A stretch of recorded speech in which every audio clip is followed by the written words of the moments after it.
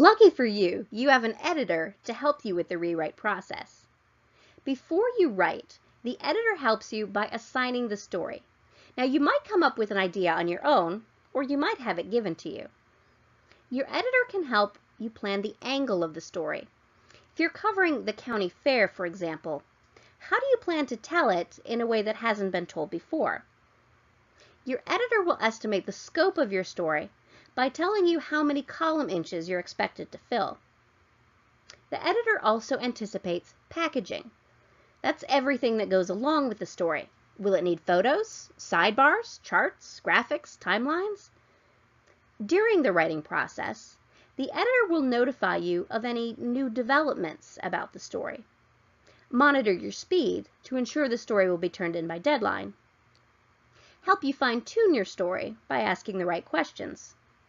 And monitor any layout changes. If a new ad comes in, your story length might be cut in half. Or maybe another journalist won't be able to make deadline, so your story just doubled in size. Just when you think you're done with the story, the editor will help you edit the content to ensure it is objective, truthful, and fair. The editor or copy editor will copy edit the story to ensure you're following AP style and your newsroom style.